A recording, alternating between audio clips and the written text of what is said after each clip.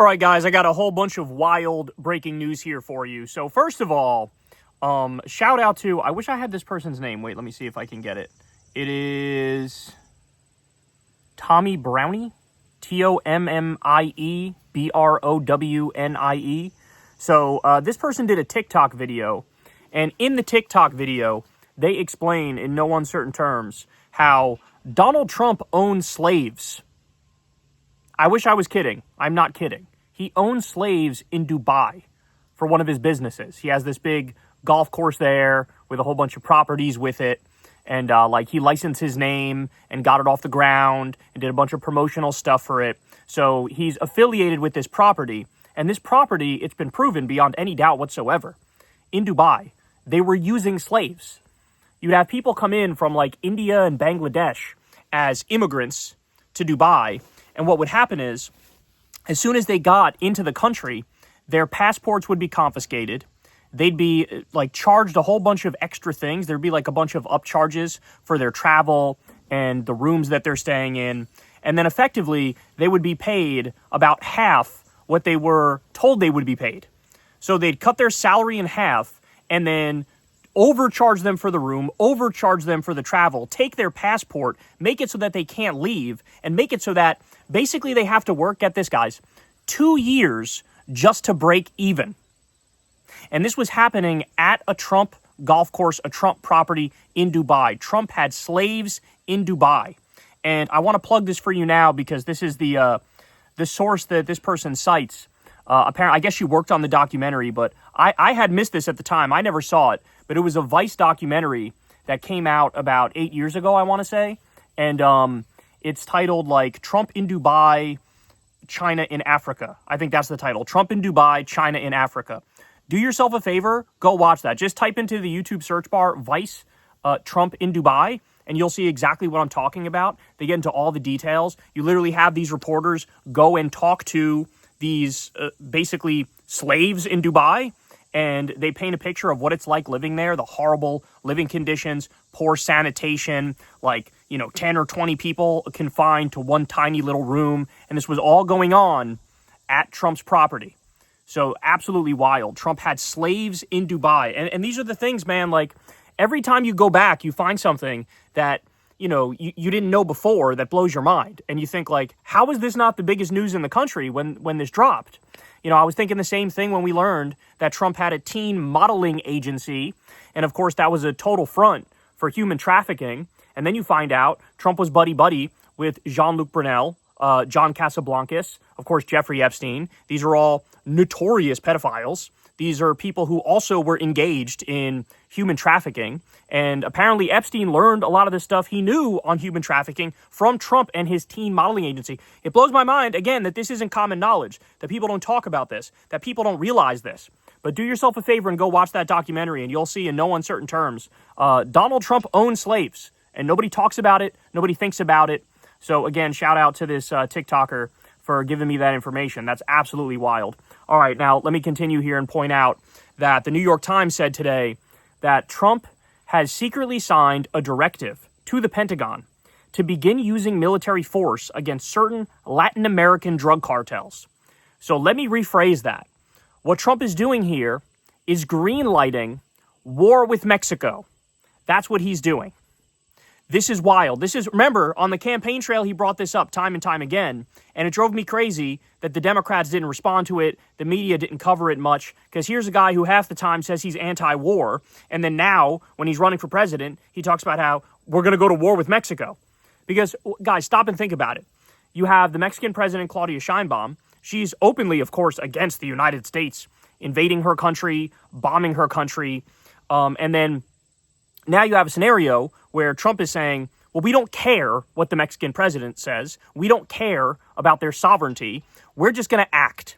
And so what that means is drone strikes, airstrikes, potentially, secret missions with boots on the ground going after these drug cartels. But, I don't even trust our intelligence to even know what the hell's going on the ground with the drug cartels. Our intelligence has been trash across the board. So it's not even like that would be the end result if they were to do some strikes, that, we know who we're getting and we know that everything's going smoothly. That's nonsense. So what we're talking about is an illegal and offensive attack against a country that's one of our top allies and one of our top trading partners, Mexico. And here's Trump. Again, this is breaking news from the New York Times, just came out earlier today. They say, quote, Trump has secretly signed a directive to the Pentagon to begin using military force against certain Latin American drug cartels. That is wildly illegal, wildly unconstitutional, completely against international law. And of course, this is only going to make it so one of our top trading partners and allies is now going to run even faster into the arms of, say, China and other countries and not want to have anything to do with us anymore. Because that tends to be what happens when you decide to invade a neighbor. You know, it's just absolutely insane. But we're not even done, even on the foreign policy stuff. So Attorney General Pam Bondi comes out and she says the following. Today, the Justice Department and the State Department are announcing a $50 million reward for information leading to the arrest of Nicolas Maduro. Maduro is the president of Venezuela. Again, they're a sovereign country. You don't have to like Maduro. You don't have to like the system of government that they have in Venezuela. But who the fuck are we? Who are we to lecture anybody about anything when, number one, we do illegal and offensive wars all the time. Number two, we're arming and funding a genocide right now. And so call this what it is. Just like in the first term, Trump tried to do a coup attempt in Venezuela. Remember the whole Juan Guaido bullshit where they just pretended like this guy who wasn't the president? They were like, yeah, he's the president. What? That's not how it works at all. What are you talking about? They did this in the first term, a coup attempt, and it failed, of course. And now they're rolling it out again in the second term. So again, to all my fucking critics, to everybody out there who is saying the opposite of me, tell me how my ass tastes. Because I'm the one who warned everybody from day one. This guy's a warmonger. He's always been a warmonger. If you look at his first term, we know he's a warmonger, and he's going to be a warmonger in the second term. So here we go, hitting us all on the same day. Illegal war with Mexico, going after the drug cartels. I'm sure that's going to go swimmingly, by the way. And now another coup attempt in Venezuela where you're offering $50 million for information leading to the arrest of Maduro. What you're doing is saying, hey, man, it's open season, dog. Anybody in Venezuela want to turn on your own country? Anybody want to, give some information about maybe where Maduro will be, where they could do a strike against him, an attack against him? This is what we're talking about here, guys. This is what we're talking about. So just absolutely disgusting. I mean, the way that this government is acting, we are such a fucking rogue regime. It is mind-boggling. If you want to talk about regime change, if there's any two countries in the world that actually it would be morally defensible to do regime change against them, it would be Israel and it would be the United States of America. And I don't even think that's a close call. I don't even think that's a remotely difficult call. All right, so now, get a load of this. Get a load of this. So, we have Midas Touch tweeted the following. Trump's Department of Justice has launched a criminal investigation into the New York Attorney General's office over civil lawsuits that the Attorney General Letitia James brought against Donald Trump and the NRA. Stop and think about that. So now, remember how Trump always bitched and moaned about this is lawfare, this is lawfare, this is political persecution. He said that when it was cases against him. Now, the reality is, no, Trump is just a criminal. So you had law enforcement and investigators and attorneys general. They just did their job going after him. This is actual lawfare, y'all. This is actual lawfare. Because you know what the craziest part of all of this is? Letitia James was right. Letitia James won her case. It wasn't even close. So just to refresh everybody's memory here, Letitia James said, Trump and his businesses, they've been committing mass fraud on a grand level for decades. And she brought the goods. She proved it in that civil court. So, for example, one of the things he would do is undervalue his properties for tax reasons, so he would pay lower taxes, but he would overvalue it when trying to sell it or promote it or get loans from banks on more favorable terms. Another thing he would do, falsify business records, issue false financial statements. He did insurance fraud. He did bank fraud. He had 200 or more false and misleading asset valuations. He had a Wall Street property that he said was worth $500 million. It turns out it was actually worth only $200 million. He said his apartment in New York City was 30,000 square feet, and in reality, it was just 11,000 square feet. He said it was worth $327 million, a price that was higher than any apartment has ever sold in New York City history at the time.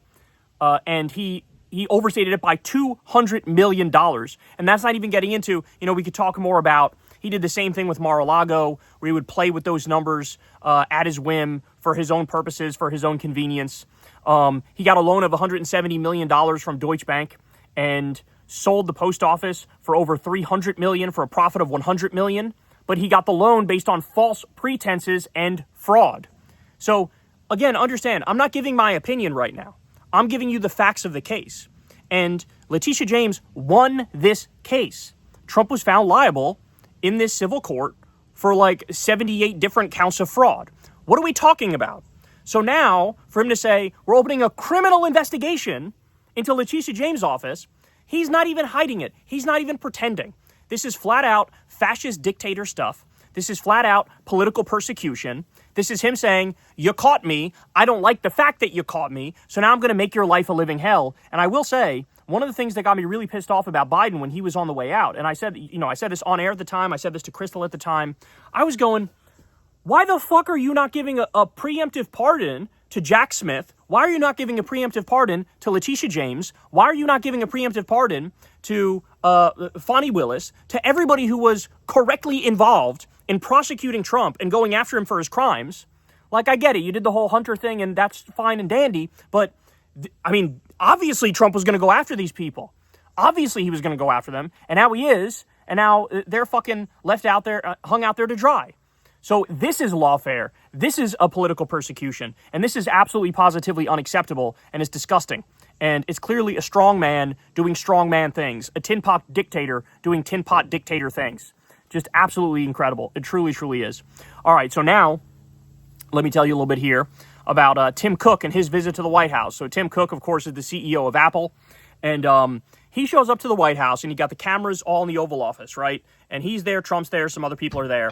And Tim Cook goes, Mr. President, I have something for you that you might want to see. This is engraved for President Trump, and it's a unique, one-of-a-kind unit, and you have to see this. This is for you, sir.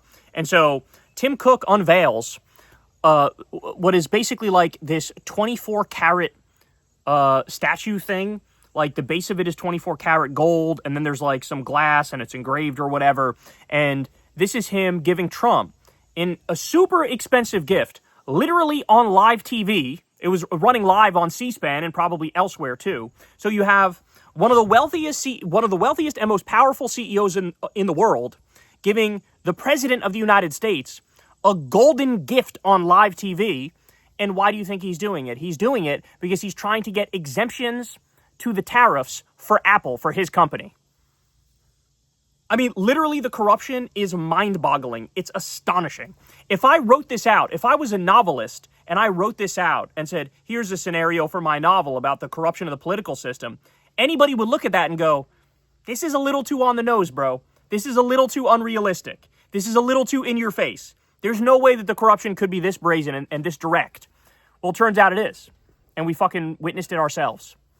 All right, so more. Now let's talk a little bit about Israel. So, according to Dropsite News, the Israeli Prime Minister Benjamin Netanyahu now says that the disgusting images coming out of Gaza of children starving to death and people of all ages starving to death, he says, no, you don't understand. This is not because we've been bombing them and we've been shooting everybody in sight and we've been starving them.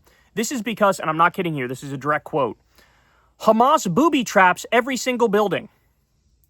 That's why everything's rubble. That's why it's all ash heaps. That's why 92% of Gaza and their buildings are totally obliterated and destroyed. He said, quote, the reason you see the flattened buildings is because Hamas booby traps every single building. After we move in, we put in an APC with a lot of explosives. Detonate it. It sets off all the booby traps and the buildings begin to collapse. So yet again, it's hit such a comical level now that they have nothing to say except Hamas. Just always, I forgot the question. The answer is Hamas. Blame Hamas. Hamas. That's half of what they say. And then the other half of what they say is, did you critique us? You're an anti-Semite. You got to be an anti-Semite. If you've ever disagreed with us in any way, shape, or form, if you've ever pointed out an objective fact about what we're doing in Gaza, that's anti-Semitism. That's what it is. This is all they have. And now we're at this ridiculous level where you're supposed to believe that 92% of Gaza was destroyed because of Hamas booby traps. I could not make this up if I tried. I literally could not make this up if I tried. By the way, as you all know, Republicans went on vacation early to avoid having to vote on releasing the Epstein files because they're trying to protect Trump, the pedophile human trafficker who was best friends with Epstein. And then guess what they did? So immediately after they go on vacation early to avoid voting on the Epstein files, guess where they headed to? Israel. They all hopped on a plane and went to Israel. And while they were there, so they're taking this picture, they took this proud picture with Netanyahu. Here we are next to the modern day Adolf Hitler. We love this guy. Well, guess what? While they were there, that was when Netanyahu announced he plans to take over all of Gaza. And in fact, we just got some news from NBC, and they're reporting that satellite images now show troop movements and formations indicating a possible imminent major ground operation in Gaza. So that's what's happening. And this lines up with the Knesset, which is the Israeli parliament. They voted in favor, and the security cabinet, I should say, they voted in favor of, yes, we're going to greenlight this plan. We are going to take over all of Gaza. All of Gaza is ours. We're gonna invade it. We're going to occupy it. We're going to resettle it. We're going to complete the genocide. We're going to complete the ethnic cleansing, and we're gonna turn it into part of Israel. So now you're going to have a situation where all of Gaza is Israel's. They're taking over the West Bank as well, that's why Trump took $100 million from Miriam Adelson, and the quid pro quo is let Israel take all of the West Bank. Now that's happening too. And as you all know, they stole massive parts of Syria. So they're doing the Greater Israel Project right in front of our eyes. And some people still have the fucking nerve to say, oh no, this is all defensive. They're just going after Hamas because Hamas are the bad guy. I don't know how to engage with people like that anymore. I have zero respect for them. I have zero respect for them morally, intellectually. I think they're pathetic. I think they're disgusting. And I think most of them are lying propagandists. I should also point out that there's another humanitarian group, Doctors Without Borders. They released a report that concluded that Israel is deliberately killing the very people it has been starving by shooting them as they try to get food from the aid sites. So as you all know, they shut down the UN. They shut down all the humanitarian agencies. They said, you guys are not allowed to distribute food anymore in Gaza. There were 400 places where you can go to get food in Gaza. They said, we're shutting all of that down. We're replacing it by this fake organization called the GHF, Gaza Humanitarian Foundation. It's a CIA and Mossad front to finish the genocide and the ethnic cleansing. We went from 400 places to get food in Gaza to four. And guess what? Every time people try to go get food, they murder 100 of them. That's what happens. They murder 100 of them. And so, if you're not dying of starvation, you're dying of getting shot while you're trying to get food. You might die of thirst as well. And now Doctors Without Borders says, yeah, we've looked into it, and that's undeniably what's happening. This is just a death trap. That's all this is. This is a massive con. It's a scam. The whole point of this is to aid and abet the genocide and the ethnic cleansing. That's what's going on. All right, so now let me point this out and shout out to Nathan J. Robinson of Current Affairs Magazine for doing this here. But Nathan J. Robinson took the time to ask every single U.S. Senator's office whether they accept the international human rights community's assessment that Israel is committing genocide. Guess what? Only one of 50 senators replied, and that's not who you think. You probably would think, maybe Bernie Sanders replied, or, maybe Elizabeth Warren or something like that. No, wrong. Only one of them replied, and it was actually the Nevada Democrat Catherine Cortez Masto. And so 49 said absolutely nothing when asked a very straightforward question. Do you agree with all the human rights groups that Israel's committing genocide? And her response was, quote, Israel is our ally and we should continue to support them. Radio silence from 49. One of them says, I support Israel. When asked about Israel committing genocide and all the international human rights organizations agreeing on that. I must say, witnessing what's gone down for the last 2 years, it really has. I've lost a lot of faith in humanity. I really have. The fact that we could all just sit around and watch babies be starved to death and innocent people be bombed on a daily basis, and not only do nothing, but our government keeps sending the money and keeps sending the weapons, and you see this fucking moral cowardice from everybody with any inkling of power. It really is a disgusting thing, and the entire Senate should be fucking ashamed of themselves. They should be ashamed. All right, now, let's talk a little bit about trade, because Trump has been shooting himself in the dick on a regular basis. So we got some breaking news that India has now halted plans to buy U.S. arms, including multiple aircrafts, vehicles, and missiles. So the reason they're doing this is because Trump gratuitously decided, I'm going to slap a tariff on India. And it was steep, too. I don't remember the exact numbers, like 25% or 50%, something like that. Trump woke up one day and said, we're going to do 50% tariff on them. And nominally the reason is because they're buying Russian oil and gas. And, you know, that's like they're circumventing the Western sanctions over, you know, Russia attacking Ukraine. And so for a while, we looked the other way as they did that. Now Trump is going, we're going to slap a 25 or 50% tariff on them. And so India, of course, immediately fired back. And they said, well, now we're going to cancel whatever contracts we have with you to buy U.S. arms. And that's only part of the story, too, because so now here's India, who's going to now slowly break away from us, or quickly break away from us, and move towards a better relationship with China, move towards a better relationship with other people who don't go back on their word and change their mind every day and throw around their weight and try to slap people across the face.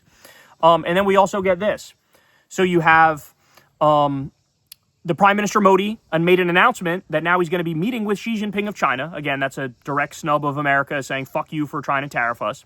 You also have Australia buying warships from Japan, even though they're pricier than the U.S.'s warships. You have Canada buying warplanes from France.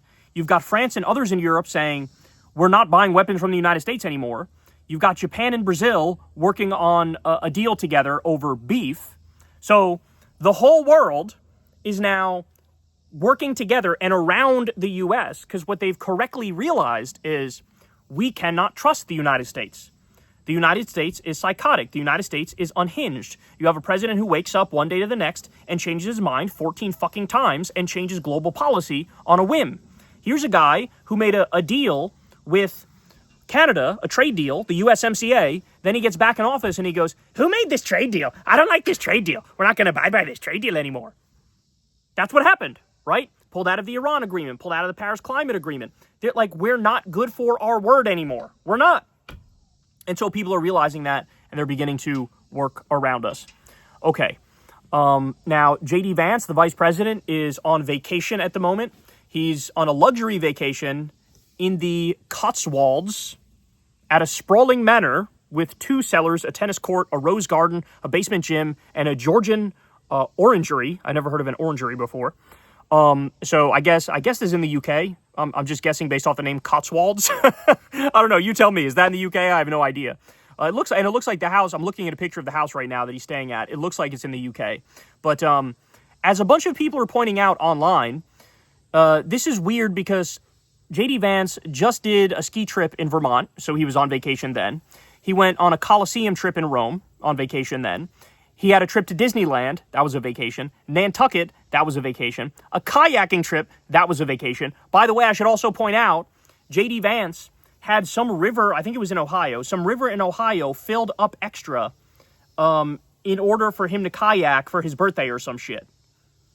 Like, this is something that if any Democrat had done this, you'd have a right-wing media meltdown where they say this is the most spoiled, entitled prick in the world. Instead, it's J.D. Vance who does it, this pudgy, bloated freak, and nobody says anything. Right? So, he's on vacation seemingly every fucking week, bro. Now, look, on the one hand, it's like, get as far away as you possibly can. I don't want you making decisions. I don't want you destroying the country any worse than it's already been destroyed. I feel that way about Trump. I feel that way about J.D. Vance. That the further away you are from power, the further away you are from making decisions, the better, right? So on the one hand, I feel like that. But on the other hand, I can't help but point out that if you are a president or if you're a vice president, like, if you're a politician with a whole bunch of power and responsibility, I don't understand. It's crazy to me that these people work, like, not even half the fucking year, right? I mean, I don't even remember. What's the number of days? Go look that up, guys. Everybody listening to me right now. What are the number of days that, a congressperson or a senator works per year? It's some ridiculously low number. They get so much fucking time off. It's absurd, right? And it's like, so if you have this position of immense power, look, I think maximum you should take only 1 week vacation per year. That's how I think. That's how I feel about it. If you're the president of the United States, I think you should only take 1 week of vacation per year. Because guess what? That's what all working people do. You are phenomenally lucky in the United States of America if you can get 2 weeks of vacation per year, paid or unpaid, in this country. You know how it is. We don't have paid vacation time by law like every other fucking developed country. We don't. I wish we did, but we don't. So if regular people are working their jobs, all day, every day, and they only get 1 week off per year, most people it's unpaid. Some, if they're lucky, it's paid. Well, then why shouldn't the president? Honestly, in all seriousness, that makes me feel like the president shouldn't have any week off. You should be working year round. It's not like we don't have enough problems to fill up the fucking calendar and the schedule, okay? So, I don't know. It sickens me that these people, all this money, all this wealth, all this privilege, and it's like, hey, let me go on vacation every other day. It's like, fuck you, man. Fuck you. They're so disconnected from reality. And then they're supposed to be the ones who can sympathize and empathize with what regular people are going through when they can't even work a regular person's schedule. Try that. Try working a regular person's schedule, then tell me how you feel about working people, because it'll probably change your fucking mind. All right, now, this was a huge deal. So this came out yesterday. The U.S. Air Force is now denying early retirement to all trans service members with between 15 and 18 years of military service. So what they're doing is they're kicking them out with no retirement benefits. That's what's happening. So trans people who are in the military, Trump, of course, tried to do whatever it was, an executive order, some directive that said we're now re-banning trans people from the military. He did that in his first term. I think there was litigation over it. I don't know what the final decisions of the courts were, or even if they made a final decision on that. But he's just doing it again. He's kicking trans people out of the military. And now he's going that extra step of saying, not only are we kicking you out, but we're going to pretend like you didn't do the work that you did. So now we're taking away your retirement benefits. I mean, this is absolutely grotesque. This is absolutely grotesque. And don't get it twisted. This proves beyond any doubt whatsoever, they truly don't view trans people as human. They don't like you. They think you shouldn't exist. They want to take away all of your rights. In fact, this is them taking away your rights. You did that work. Anybody else did that work, they're entitled to those retirement benefits. They're stripping away your retirement benefits. Why? They don't like you. They think you're icky. They think you're a degenerate. They think you shouldn't exist. So this is a clear example. This is a war on equality. This is a war on egalitarianism. This is a war on rights, is what it is. So we absolutely need to stand in solidarity with our trans brothers and sisters, because this is bullshit, man.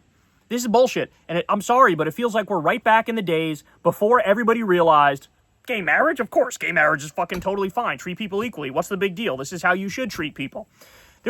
It took until, 2010 or whenever it was for the Supreme Court to rule that and everybody to realize, okay, yeah, this is the right way to go. I feel like we're right back in the fucking dark ages with the way people talk about trans people. You think a trans person asked to be trans? You think, oh, I really wish that, the way I feel inside didn't match the way I was born. You think this is what people fucking want? You think they want to put themselves through this? You think they want to go through hell? Fucking of course they don't. And so, these are human beings. They deal with it the best they can. And some people can get the treatment, whatever it is, the hormone treatment, the puberty blockers, whatever. It's a relatively small percentage that ends up getting some sort of surgery as they get older. But guys, this is like, nobody asked for this. Nobody wanted this. It's hard enough being fucking trans. It's probably fucking super hard to get a job as a trans person because of people who are assholes who judge you from the jump and think you must be a freak, you must be crazy because of who you are, right? And now you have people who serve their fucking country and they're just, sorry, we're gonna strip your retirement away from you and you can go fuck yourself. I mean, this has litigation written all over it, and I hope not only that trans people win, I hope that they get quadruple whatever their retirement benefits were going to be, because that's what they fucking deserve for having their name dragged through the mud and being put through this bullshit here.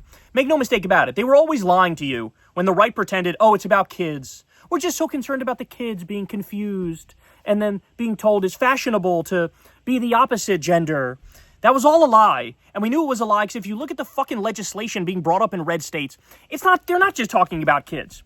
We talked about this, but in Texas, you had some legislation come up where they said, let's count it as criminal fraud, a felony, if you change your gender on the driver's license. So that was an attempt to ban all trans people. All trans people. They make it hard to get any treatment whatsoever. They put up roadblocks. They bring red tape and put it in the way. This is what's been happening in Republican states. So spare me the bullshit. They just hate trans people. They just hate them, and that's what this stems from. And now including Donald Trump. And what's extra disgusting about it with Trump is, like, in the first term, he was asked, if Caitlyn Jenner was at Trump Tower and she had to use the bathroom, is it okay if she uses the bathroom of her choosing, the woman's bathroom? And he was like, yeah, I have no problem with that. That was Trump in the first term. Then it became a hot button topic online in fascist right-wing circles to shit on trans people and hate trans people all day. And so Trump flips on a dime and goes, oh, yeah, no, totally, I hate trans people too. No, you fucking don't. No, you don't. You felt fine about them fucking 7 years ago. But now, all of a sudden, you're trying to hop on board the fucking fascist bandwagon, and you're being a follower and not a leader. And now, all of a sudden, you're breaking out every stop and doing every horrible policy to screw over trans people, which is absolutely disgusting, because he knows, that shows me that deep down, he knows that this is bullshit what he's doing. He knows it's fucked up. He knows it's not fair to those trans people. But this is what he's doing anyway. It's unbelievable. It really is. All right, so let me give you some more here, guys. We got a lot of stuff today. It's kind of crazy how much news. You would think, like I just did a show the other day. You would think, hey, all right, we have a little bit. No, it never ends. So remember how it was reported that the Trump regime was going to have a secret meeting on what to do about the Epstein files. And then Trump came out and denied that and said, nope, that's not true. Nope, we're not doing that. We're not going to have a secret meeting. Well, it turns out the Daily Beast is reporting there was a secret meeting behind closed doors where Trump had all of his top people to talk about the Epstein files, despite his denial and J.D. Vance's denial. And we don't know exactly what was said in that meeting, but man, it says a lot that at this late date, weeks into this thing, they're still scrambling. They still don't know what to say. They still don't know what to do. And the reason is they know that there's there. They know that there's dirt. They know that there's so much stuff that could actually take Trump down. And they're terrified about that fact. And so, but that means, look, you just got to keep it up. You just got to keep up the pressure. You just got to keep talking about all the connections between Trump and Epstein, because, it makes me feel like, even though we know a lot about the connections between Trump and Epstein and what they've done together, we don't know the full extent of it, right? Because Trump is acting like, man, there's something that could come out that could actually fucking take me down. I mean, the worst that we know of is the Katie Johnson stuff, as we've talked about on the show, which is, she was a 13-year-old at the time, 13, and she claims that she was raped by both Trump and Epstein. And she, in fact, in Trump's first term, she was going to do a big press conference and talk about all of it, but she got so many death threats that she backed off and she wanted to remain anonymous. And Katie Johnson, by the way, is an alias. It's not her real name.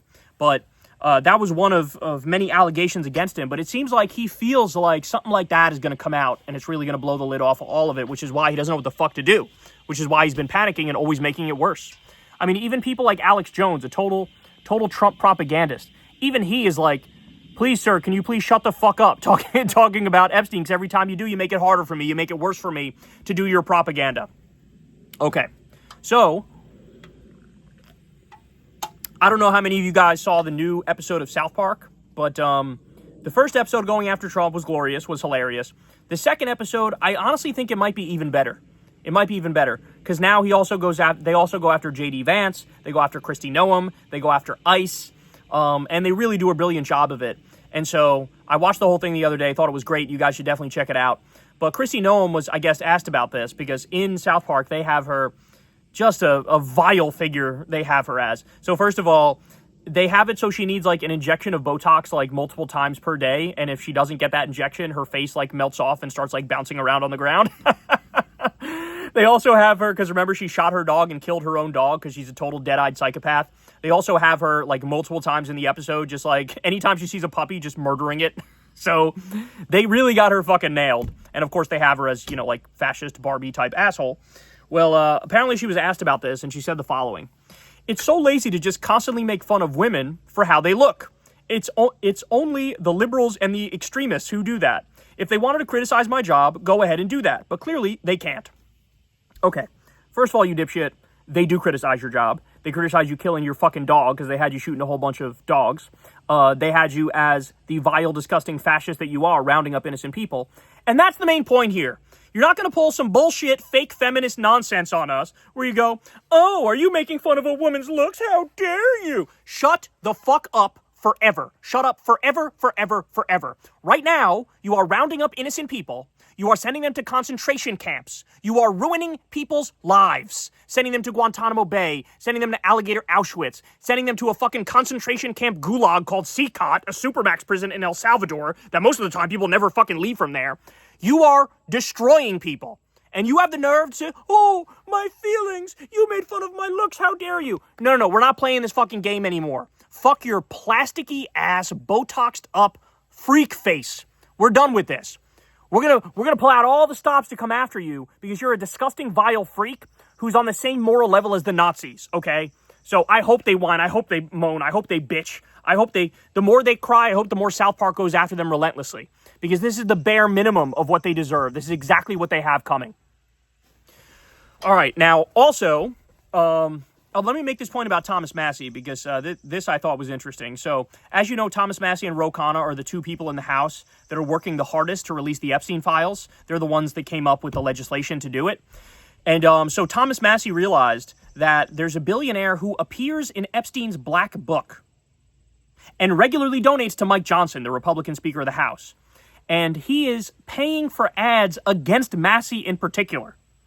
And his super PAC is deceptively named MAGA Kentucky. Damn. So in other words, Massie desperately trying to release the Epstein files, somebody who's in the fucking Epstein files, secretly spending a tremendous amount of money to oust Massie and hiding behind the veil of, oh, this is a MAGA Kentucky PAC. Insane. Just absolutely insane. Like the levels of how deep this goes, it's wild, bro. It really is. All right. So we have David Sirota, who said the following point here. There's audio of one of Trump's billionaire friends. I think it's Schwartzman. Was Steve Schwartzman? I forget his exact name. I think something Schwartzman. Anyway, so he's a billionaire. He's one of Trump's private equity donors. And he's on audio saying that his dream is to let private equity tap the $8 trillion in 401k accounts that Americans have. And Trump is reportedly about to sign an executive order to make that a reality. So this would be a catastrophe, the likes of which, we can't even wrap our minds around, guys, if we're being honest about it. That, of course, they want to go after your Social Security money, and that would be an absolute catastrophe. But they're going after your 401ks. They want to make it more risky. The Wall Streeters want to cut. The private equity people want to cut. And so think about this. Unemployment's going up. Inflation is going up. People are struggling massively. It's only going to get worse because of this stupid fucking trade war. And now what they're doing is not only taking away Medicaid, Medicare, and Social Security, making those weaker, but also now, whatever you have for retirement, they're going to come after that too. And it's all because private equity bought this government. Private equity and rogue fucking billionaire scumbags bought this government, and this government is doing their bidding. And so this stuff is all on audio tape. David Sirota released it with The Lever. Definitely go check that out. Some really, really crazy stuff in there. All right, now, we also have, Politico reported on a new poll here. The poll is from the Associated Press and NORC.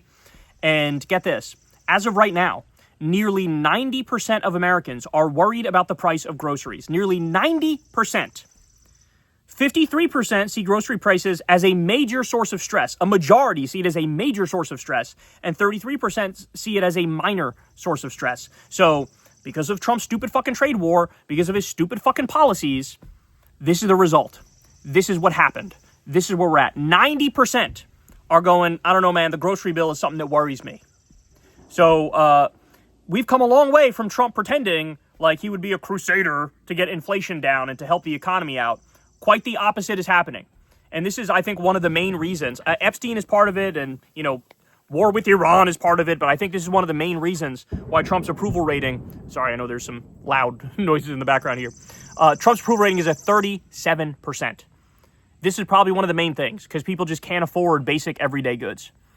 There was a speech on the floor in the Pennsylvania House, and the Republican leader of the Pennsylvania House said the following, quote, "Not every wage is meant to be a livable wage." So they were debating the minimum wage, and that's what this asshole said. I mean, I literally can't put into words the contempt, the seething contempt I have for these people. How disgusting they are, how pathetic they are, how putrid they are. God forbid this was them. God forbid this was a family member of theirs.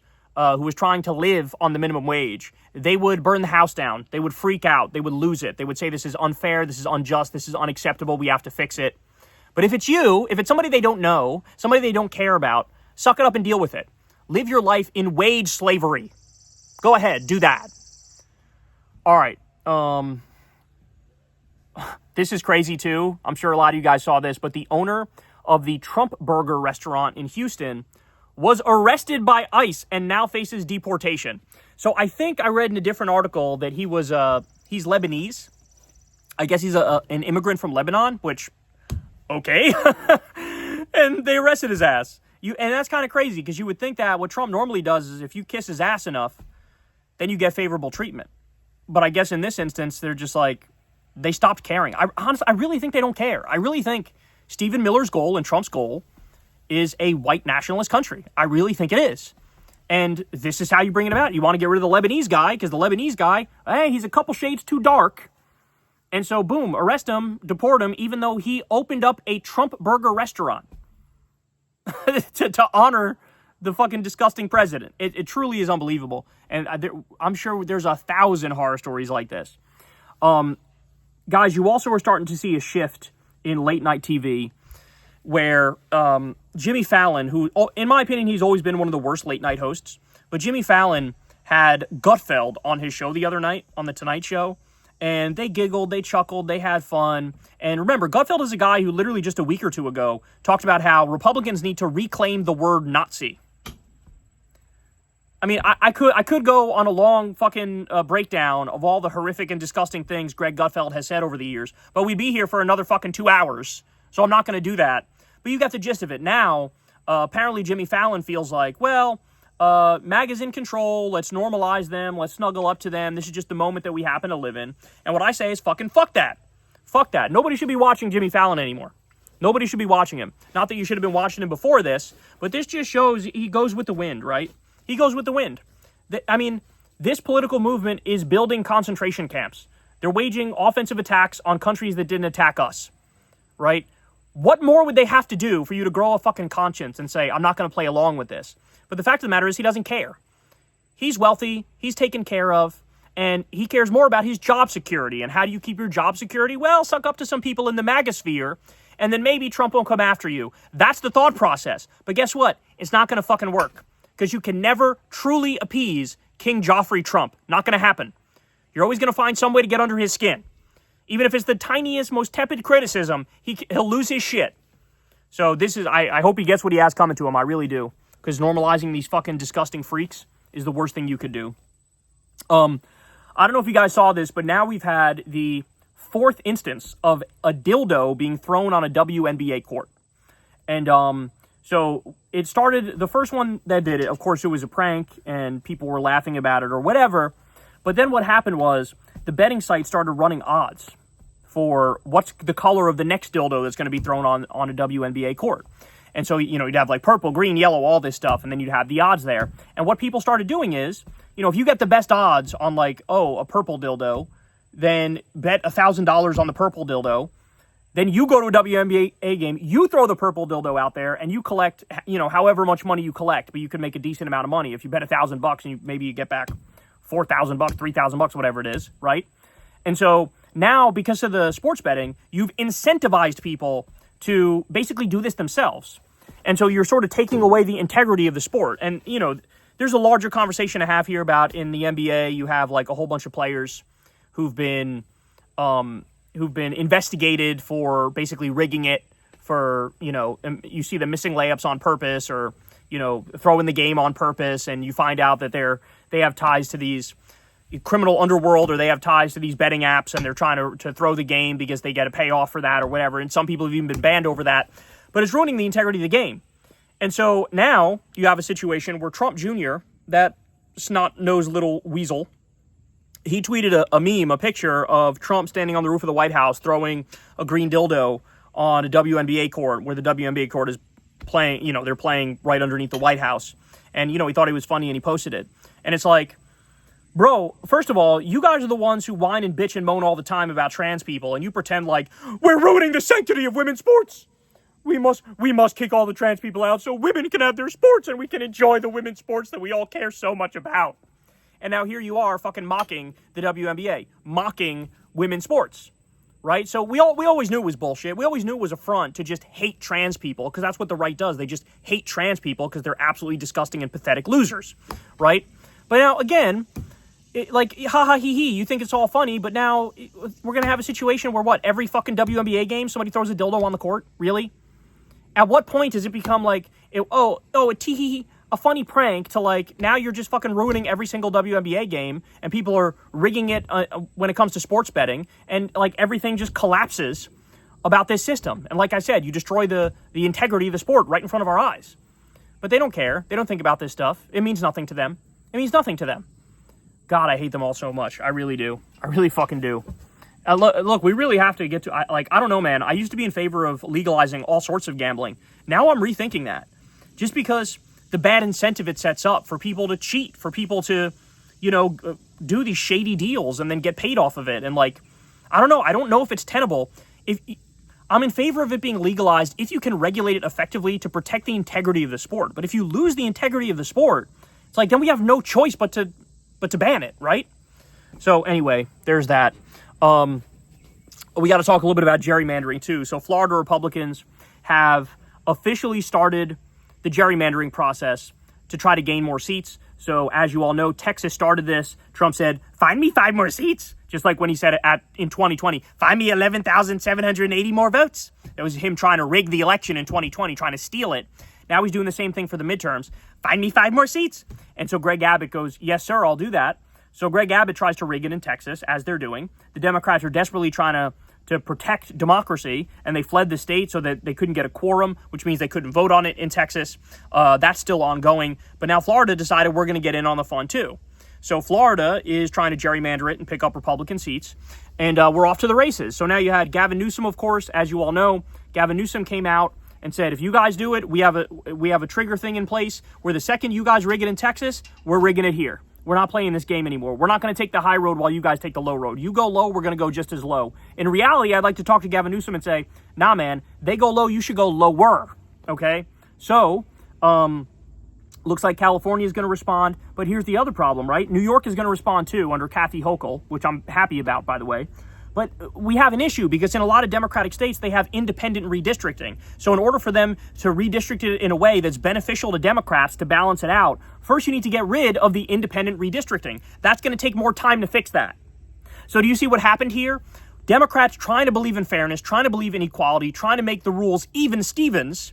They ended up fucking themselves. So now Republicans are taking advantage, and they might be able to sufficiently rig the 2026 midterms. And then we might not have another chance at democracy after that. You see the problem here? You never should have done when they go low, we go high. Because now they're taking advantage of that. Now the Democrats are regretting ever trying to make it fair, ever doing independent redistricting. Because the Republicans were never in favor of independent redistricting. They were always trying to rig it. And now they're just being more open about it.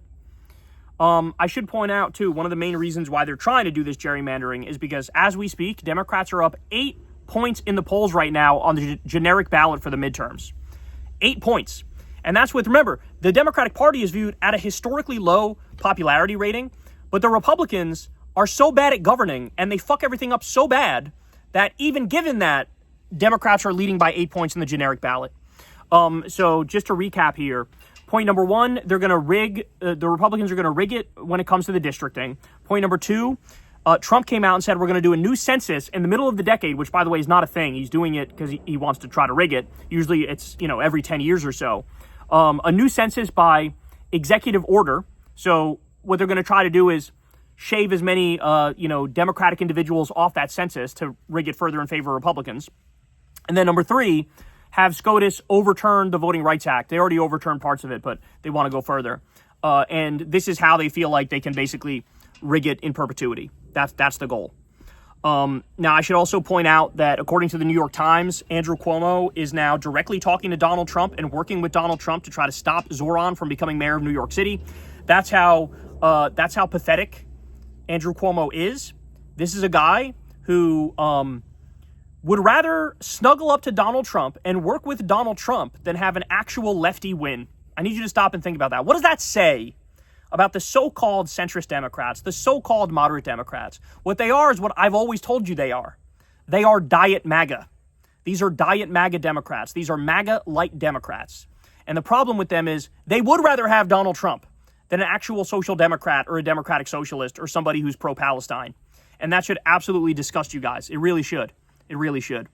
And also, I got to give you this. This was a real fucking eye-opener for me here. But as you all know, Trump decided, we're bringing back all the student loan payments, baby. Not only are we going to force you to pay again, but we're going to raise the rates. This is what they're doing. So Biden tried like 4 or 5 different ways to get rid of the student loan debt. And for some people, he was able to get rid of a bunch of it. Other avenues where he tried to get rid of it, he was blocked by the court system. But now you have Trump coming in. He goes, fuck that. Everybody's going to have to pay, and I'm going to raise your payments. That's what's happening. Well, guess what? We just learned that student loan delinquency rates have hit a record high. They absolutely skyrocketed. The share of student loan debt entering serious delinquency is now 12.9%, the highest in 21 years of data. In other words, people don't have the fucking money. They don't have the money. Unemployment is going up. Inflation is going up. People are struggling. It's only going to get worse. For a long time, they didn't have to pay because of the COVID pandemic, and then you had a whole bunch of pauses on this. And now you saddle them with this massive amount of extra debt. Of course this is going to happen. Of course this is going to happen. So this is their goal, man. They want you to be a fucking debt slave. They want you to be a fucking peasant the rest of your life. That's what they want. Trump wants all the young girls to go work at the spa room at Mar-a-Lago and then be human trafficked. He'd rather have that than have you get an education and make something of yourself. Man. And finally, I want to end you guys with this. So remember we reported the other day that Las Vegas tourism absolutely collapsed. Absolutely collapsed. And that people who work on tipped wages, they say, my income is literally cut in half because nobody's coming to Vegas anymore. And that's what happens when Trump decided, I'm going to give the rest of the world the middle finger, start a trade war with everybody, tell everybody I fucking hate them, right? And, basically leave it so we have no fucking allies, right? Who's our ally? Israel. Congratulations. We got the genocidal maniacs are on our side. Hooray, right? Well, so now Canadians don't want to come here. Mexicans don't want to come. Nobody wants to come here. And why? I don't blame them. They think I might be sent to a fucking concentration camp when I show up in the plane. Why would I do this? Well, I have a great quote that I wanted to share with you from, let me see what the name is, at Diabolical Spuds on Twitter. Microplastics Accumulator is the name. Shout out to this person because they made a great point and I want to share with you. So here's what this person says. Quote, the grand contradiction of America is that they need us to keep consuming, but they also do not want to pay us. They will shame you for not spending enough while simultaneously not paying you enough to spend. Isn't that exactly correct? I mean, that really hit me like a ton of bricks when I read it. Isn't that exactly right? Like I said, inflation is going up. Wages are going down. Unemployment's going up. The factory jobs are being outsourced even faster. All the jobs that were supposed to be built here because of Biden's bills, like the IRA and the CHIPS Act, Trump's killing all that, right? Of course, they don't want to raise the minimum wage. They don't want people to be in unions. So in every single way, shape, and form, they try to prevent you from getting money. And then they turn around and castigate you when, oh my God, looks like people aren't going to Vegas. People aren't spending that much. What do you want them to spend? They don't have any money to spend. And in fact, the New York Post, they wrote an article that said Las Vegas tourism is sinking and younger Americans could be to blame. Oh, really? Younger Americans are to blame. You mean the people who have, less than 10% of 30-year-olds have a mortgage right now? Are married with a mortgage? Less than 10%. That number used to be over 50%. Now it's less than 10%. So rig the economy for billionaires and corporations, screw over regular people, then chastise us for not being able to do what the previous generation was able to do. Go on a vacation to Vegas. It's just crazy. By the way, you want to end on a crazy fact? Listen to this. So like I said, it's less than 10% of Americans who are 30 that are married with a mortgage, that have a home, right? You want to know what that number is in China? By the way, this is as of 5 or 10 years ago too. Probably is even higher now. The number of 30-year-olds in China married with a house, 70%. And you think we haven't been eclipsed as the world's sole superpower? We are on the way down, and it is so fucking rapid. It is so fucking rapid. To quote an asshole, It'll make your head spin.